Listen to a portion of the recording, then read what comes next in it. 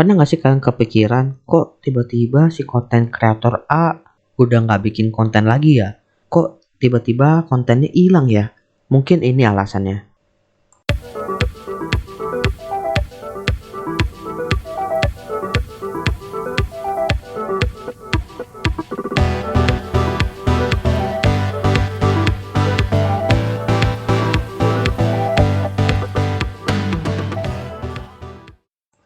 Halo semuanya, selamat datang kembali di Opsiana Podcast bersama dengan gue Edwin. Di episode kali ini gue akan ngebahas tentang alasan konten kreator berhenti di tengah jalan. Dan mungkin buat teman-teman yang juga konten kreator, semoga tidak berhenti di tengah jalan ya.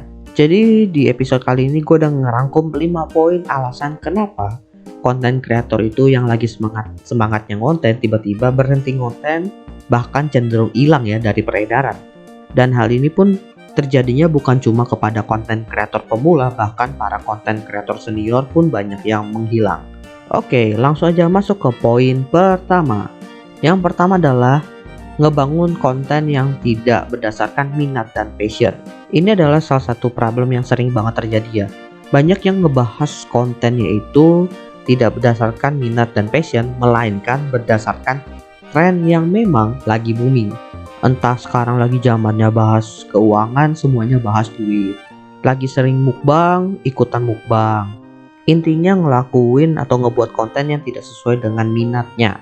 Apakah itu salah? Sebenarnya sih nggak salah ya. Cuma dalam proses ngebuat konten tersebut, biasanya ketika kita ngebuat konten yang sesuai dengan minat dan passion kita, biasanya kita akan membawakan konten tersebut jauh lebih pede, lebih semangat. Kenapa? Karena ya itu adalah hal yang kita sukai dan biasanya hal yang benar-benar kita tahu. Sedangkan kalau bukan minat atau passion, apalagi kalian bahas hal yang berbau informasi, biasanya kan butuh kayak riset lagi, butuh pemahaman lagi, pokoknya harus cari tahu lagi deh. Dan kadang kalau memang nggak menarik, biasanya proses risetnya itu menjadi membosankan. Belum lagi ya kalau kalian bikin konten yang berdasarkan tren, pasti teman-teman udah tahu ya bahwa tren itu berkembangnya sangat cepat. Pokoknya gantinya itu cepat banget. Sehingga kalian harus terus aktif menggali tren-tren baru. Sehingga terkadang konten yang kalian bawakan itu jadinya gado-gado banget. Gado-gadonya itu bisa dibilang yang terlalu variatif, tapi nggak ada yang on point gitu. Tidak ada yang menjadi inti utama pembahasan atau spesialisnya kalian.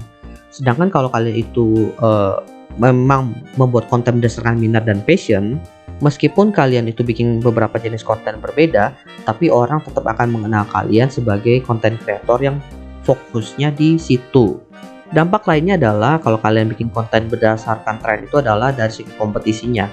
Kalian itu akan bersaing dengan para konten kreator yang juga bahasannya itu tren.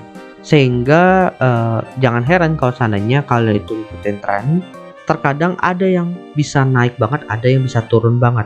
Dan balik lagi, kalau tren itu, kalau kalian berhasil naik, kalian turunnya pun sangat cepat. Bayangin, naiknya aja udah susah, giliran udah naik tiba-tiba langsung turun begitu. Dan hal seperti ini yang biasanya membuat para konten kreator itu jadi cepat jenuh dan berhenti ngonten di tengah jalan akhirnya. Lalu poin kedua adalah jenuh atau burnout. Nah ini biasanya dialami oleh para konten kreator yang memang udah lama nih jadi konten kreator.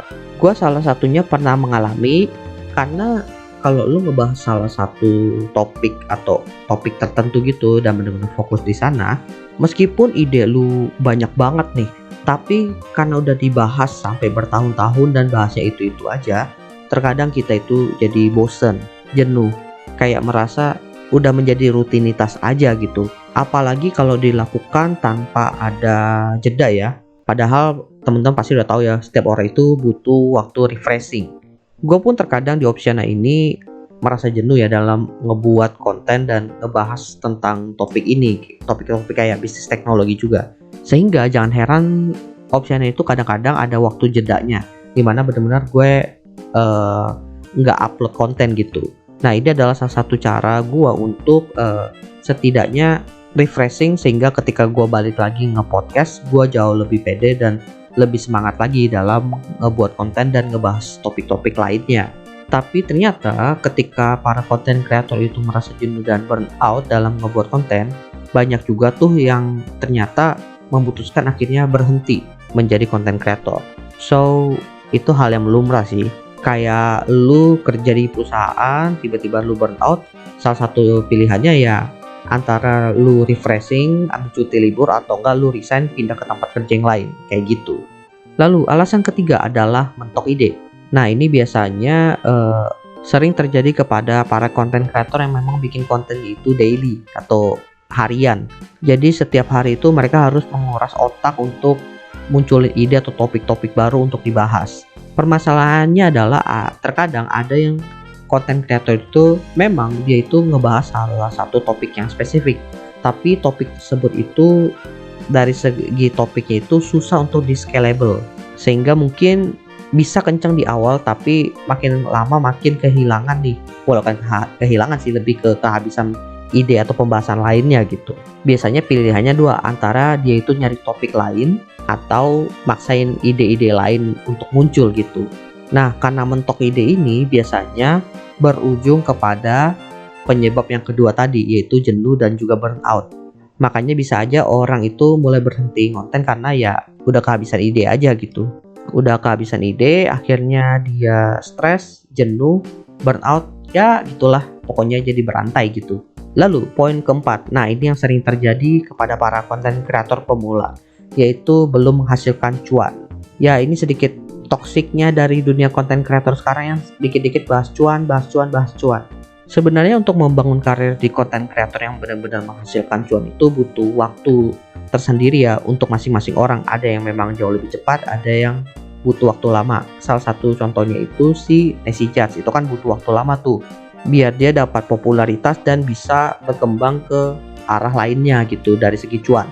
Dan itu sering banget dibahas para YouTuber karena memang diakui dia itu memang benar-benar pure dari konten horornya itu.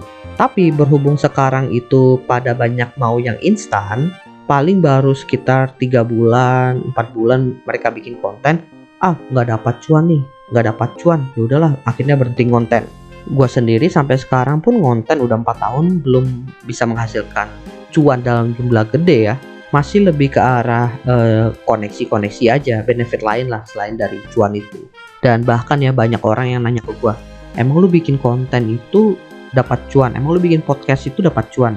Dan itu udah ditanyakan ke gua dari awal-awal gua nge-podcast. Dan banyak yang gak percaya kalau seandainya gua bilang gua bikin Opsiana Podcast ini juga berdasarkan passion dan karena gue pengen cerita aja.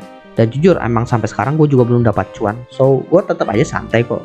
Tapi balik lagi ya, memang terkadang ada orang memang gak sabaran, apalagi dengan kondisi dunia yang sekarang serba instan. Jadi kalau bikin konten 3-4 bulan belum bisa menghasilkan lalu cabut, ya udah itu udah wajar, udah biasa.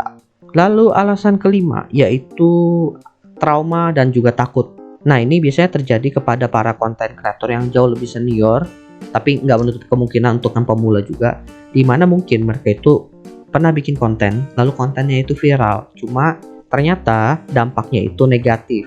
Mereka itu dicibir, atau mungkin yang paling parah pun karena dia bahas topik yang memang agak sensitif, akhirnya dilaporkan di luar dari dia damai ataupun akhirnya memang dihukum. Tetap hal itu menimbulkan trauma dan rasa takut buat para konten kreator untuk bikin konten lagi. Makanya jangan heran kalau seandainya ada konten kreator yang udah kena kasus, kadang akhirnya memutuskan untuk berhenti. Oke, jadi itu dia 5 alasan kenapa konten kreator itu berhenti di tengah jalan.